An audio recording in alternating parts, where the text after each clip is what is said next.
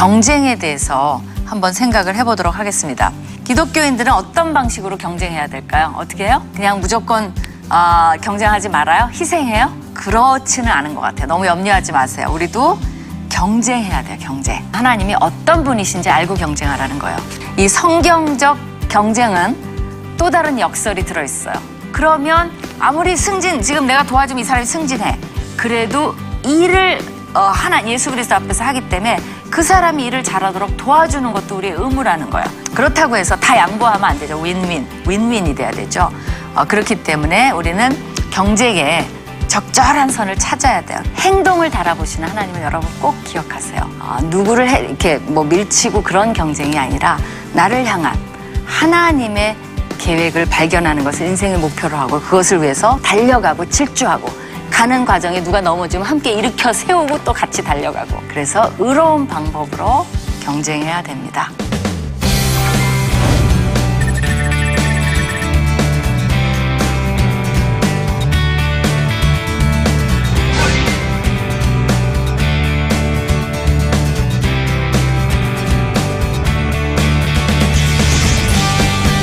안녕하세요. 삐아의 김윤희 대표입니다. 지난 시간 저희가 뭘 공부했는지 기억나세요? 경쟁에 대해서 공부를 해봤습니다. 우리가 경쟁에서 누구나 다 승리를 하기를 원하는데 어떻게 승리할 수 있는지 또 성경적 경쟁은 어떻게 하는 것인지 이런 것에 대해서 살펴봤는데요. 궁금하신 분은 지난번 강의를 다시 한번 되돌아보시면 좋을 것 같습니다. 오늘은 느헤미야 1장을 중심으로요. 그의 영성, 왜 느헤미야가 하나님께 쓰임받은 사람이었는지 영성을 살펴보고 또 우리가 관심 있는 일과 영성이니까 느헤미야의 직업관, 여기에 대해서 한번 생각해 보도록 하겠습니다. 오늘의 포인트는 첫 번째는 느헤미야의 영성을 배우는 것입니다. 두 번째는 느헤미야의 직업관을 가지자는 것입니다. 어떤 건지 관심 있게 보시기 바랍니다. 시작하기 전에요.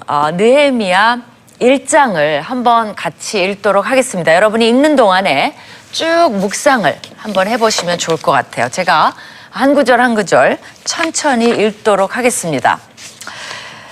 하가랴의 아들 느헤미야의 말이라. 아닥사스다 왕 제20년 기스르월에 내가 수상궁에 있는데 내 형제들 가운데 하나인 하나니가 두어 사람과 함께 유다에서 내게 이를 얻기로 내가 그 사로잡힘을 면하고 남아있는 유다와 예루살렘들의 형편을 물은즉 그들이 내게 이르되 사로잡힘을 면하고 남아있는 자들이 그 지방 거기에서 큰 환난을 당하고 능욕을 받으며 예루살렘 성은 허물어지고 성문들은 불탔다 하는지라.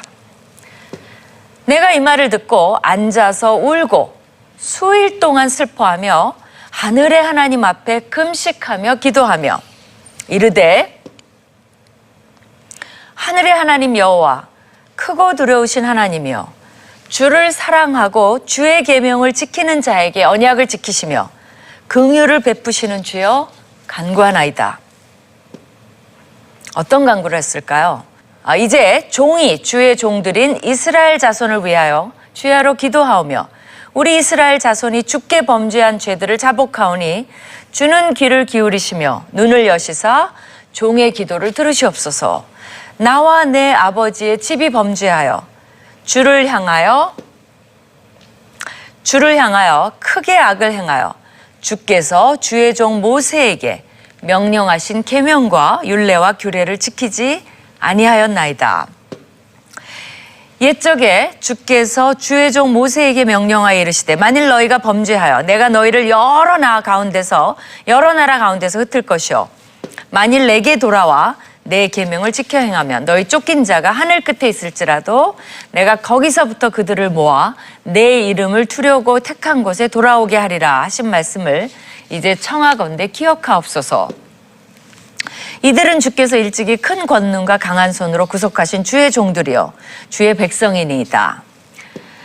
주여 구하오니 귀를 기울이사 종의 기도와 주의 이름을 경외하기를 기뻐하는 종들의 기도를 들으시고 오늘 종이 형통하여 이 사람들 앞에서 은혜를 입게 하옵소서 하였나니 그때 내가 왕의 술관원이 되었었느니라. 어떠세요? 쭉 묵상을 하셨는데 여러분이 읽는 동안에 느헤미야의 영성에 대해서 어떤 것들을 발견하셨는지요? 함께 좀 찾아보도록 하겠습니다. 먼저 이 책의 주인공의 이름은요, 느헤미야입니다. 그의 이름의 뜻은 여호와가 위로하신다는 거예요. 정말 그는 책 전체에서 보면 지금은 포로기 이후 시대입니다. 다 나라는 없어졌고 페르시아 왕국 밑에 유대인들이 디아스포라로 다 흩어져서 살고 있던 그런 시대입니다. 근데 그런 어려운 시대에 느헤미야는 이름대로 여호와께서 위로하신다. 자기 백성에게 큰 위로를 준 역할을 한 사람입니다. 왜 그런지 우리가 전반 느헤미야 전체를 봐야 되겠지만 오늘은 1장을 통해서 조금 그 맛을 보는 이제 그런 시간을 갖도록 하겠습니다. 느헤미야는 페르시아 왕 때 아닥사스다. 이거 이름 힘들죠. 닥스, 아닥, 그죠? 아닥사스다. 왕인데요. 제20년 기스루월에 수상궁에 있었습니다. 수상궁은요, 여러분 지도를 보면 이란에 페르시아만이 있어요. 거기 좀 북쪽으로 가면 수상궁이 있는데 굉장히 여름에 덥습니다. 그래서 여름에는 사용을 못하고요. 주로 겨울궁으로 사용하던 것이었습니다. 근데 성경하고 수상궁은 인연이 많아요. 왜 그러냐면 거기에 에스더 사건도 수상궁을 배경으로 하고 있어요. 에스더도 페르시아 때 여왕이었거든요. 또 다니엘이 환상을 본 곳이 수상궁이기도 합니다. 그리고 기스루월을 우리 이제 현대 역으로 하면 11월, 12월 겨울이죠. 그래서 수상궁에 있는 겁니다. 11월, 12월에 해당이 됩니다. 이 페르시아 왕들의 연대는 비교적 좀 소상히 알려져 있는데요. 이 아닥사스다 제20년 그때를 따져보면 약 BC, 그죠? 주전 445년경이라고 볼 수가 있어요. 근데 이 아닥사스다 왕은 누구냐면요, 에스더의 남편이 아하수에로 왕이죠. 그 아하수에로 왕의 아들입니다. 그래서 이제 아닥사스다 왕 밑에 느헤미야가 이제 관원으로 있었던 거죠. 그럼 느헤미야가 이제 왜 기도를 하게 됐는지를 본다면 느헤미야의 형제 하나냐라는 사람과 또 몇 명이서 이제 유다 땅에서 수상궁에 있는 느헤미야를 방문하게 됐습니다. 근데 여러 가지 얘기를 할 수 있겠지만 느헤미야는 어디에 관심이 있냐면 유다 땅 예루살렘에 관심이 있어요. 그러니까 그들에 관한 소식을 묻습니다. 그러니까 이미 이런 것을 보면 그는 보통 범주에 속하지 않는, 어떻게 보면 깊이 있는 영성이 있는 사람임을 보여줍니다. 느헤미야의 우선순위는 확실해요. 그 소식을 들어보니까 어렵다는 이야기를 들었습니다. 그러니까 느헤미야는 그 문제에 대해서 하나님께 나아가는 영성을 보여줍니다. 그래서 우리가 1장에 나타난 이런 느헤미야의 경건함, 영성을 통해서 우리도 하나님이 어떤 사람을 쓰시는지에 대해서 함께 생각해 보고자 합니다. 첫 번째, 느헤미야의 영성은 하나님이 어떤 분이신지에 대한 정확한 이해를 가지고 있었다는 겁니다. 그는 뭐라고 얘기합니까? 하늘의 하나님이시여 크고 두려운 분이시라는 것을 먼저 고백합니다. 하나님 무서운 분은 아니에요.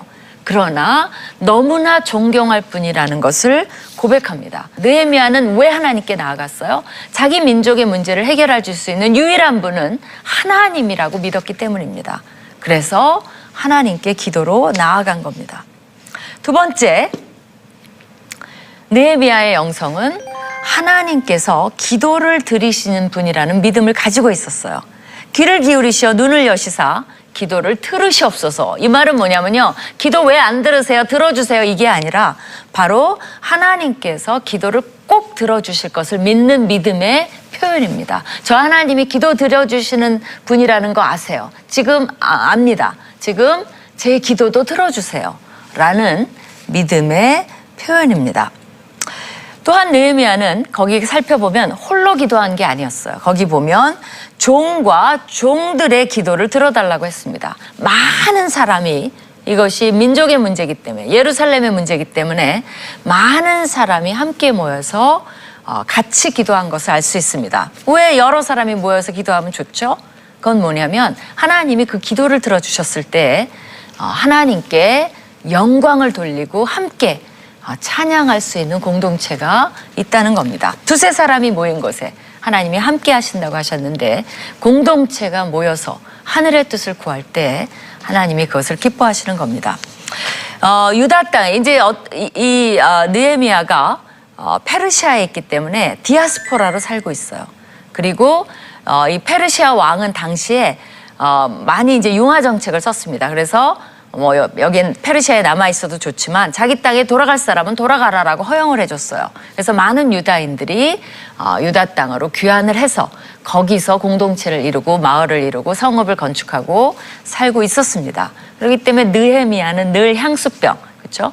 자기 고향을 그리워하는 마음을 가지고 있었다는 것을 알 수 있습니다. 세 번째, 느헤미야의 영성 뭘까요? 그는 놀라웠게도 자기 민족의 죄를 대신해서 고백합니다. 우리가 삶을 살아가는데 관심사가 나와 직접 관계된 거에 머무는 건 어쩌면 굉장히 자연스럽죠. 그건 뭐 나쁜 일은 아닙니다. 근데 우리가 더 큰 일을 하려면 이게 이제 우리의 도전인 거죠. 더 큰 일을 하려면 우리의 관심의 지경을 넓혀야 됩니다. 내 승진, 내 월급, 내가 어떻게 하면 성공하고 하나님 내 건강, 내 가족, 그거 중요해요. 그러나 하나님은 우리의 신앙의 깊이를 이웃을 돌아보기를 원해요. 그래서 나의 주변, 이웃, 내가 속한 지역, 민족, 세계의 시민으로서의 의식, 그리고 무엇보다 한 단계 더 나아가면 하나님 왕국에 대한 소명의식을 길러야 됩니다. 어떤 분들은 꼭 그렇게까지 살아야 되나라고 생각하실 수 있어요. 우리가 겉으로는 그래야지 하지만 사실 실제 삶은 결국은 자기만을 위해서 살 수가 있습니다. 근데 흥미로운 연구 결과가 있습니다. 그 니시다 후미오의 1인 1선이라는 책이 있는데요. 거기 보면 존경하고 성공하는 사람들의 특징을 살펴봤어요. 그랬더니 그 특징이 뭔 줄 아십니까? 정말 성공 여러분이 하고 싶다면 이것을 좀 주의 깊게 들어봐야 돼요. 뭘까요? 성공하고 훌륭하다고 추앙받는 사람들의 특징. 이 사람은 뭐라고 얘기했냐면 타희력이라고 얘기를 했어요. 타희력이 뭡니까? 남을 기쁘게 하려는 성향이 있다는 거예요. 그건 뭐 남을 웃긴다는 얘기가 아니에요.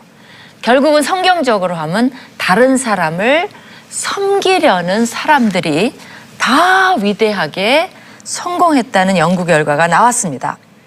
그러니까 나를 벗어나 이웃에 관심을 갖는 사람은 그 이웃만큼, 지역만큼 성공해요. 나를 벗어나 나라에 관심을 갖는 사람은 그 나라만큼 나라에서 성공해요. 그러나 세계적인 데에 관심을 갖는 사람은 세계적으로 위대한 인물이 될 수 있는 가능성이 있다는 겁니다. 근데 느헤미야의 마음에는 그런 것이 있었어요. 이게 하나님이 왜 애당초 이들의 나라를 흩어버리셨습니까? 왜냐하면 민족의 죄 때문에 그래요. 그렇기 때문에 하나님 앞에 예루살렘을 위해 중보기도 하기 전에 자기가 그것을 떠안습니다. 주님, 이 민족의 죄를 나와 내 아버지의 죄라고 얘기를 해요. 하나님께 먼저 고백합니다. 하나님, 우리가 죄진 거 알아요. 제가 죄를 지었습니다. 내 아버지의 집이 죄를 지었습니다. 용서하여 주시옵소서. 이 느헤미야의 타희력, 느헤미야의 섬김, 느헤미야의 하나님 왕국의 비전의 시각, 이것이 그를 위대한 영성의 인물로 만든 것입니다. 그는 예루살렘의 상황을 듣고 내가 이 말을 듣고 앉아서 수일 동안 슬퍼하며 하늘의 하나님 앞에 금식하며 기도하며, 이것이 그가 어떤 사람인지를 잘 보여줘요. 우리가 정말 나라가 어려울 때 그러니까 이건 혼자 하기도 힘들 수 있어요. 느헤미야는 자기가 주도를 했지만 우리가 어떨 때는 교회나 어떤 단체에서 그런 영적인 리더십이 우리가 민족을 위해서 기도하자, 그럴 때 여러분이 참여하는 거 굉장히 중요합니다. 왜 그래요? 내 지경을 넓혀줘요. 생각을 넓혀줘요. 그러니까 이 타의력도, 남을 섬기는 것도, 기도의 폭을 넓히는 것도 훈련하고 연습하면 된다는 겁니다. 느헤미야는 혼자 잘 먹고 잘 사는 걸로 결코 만족하지 않았어요. 모세도 사실은 중보기도 합니다. 민족을 위해서. 또 존 낙스라는 사람도 스코틀랜드를 주옵소서 아니면 이 생명을 거두어 주옵소서라고 목숨을 걸고 자기 나라를 위해 기도한 그런 대목이 나옵니다. 느헤미야도 바로 그런 인물에 속하는 거죠.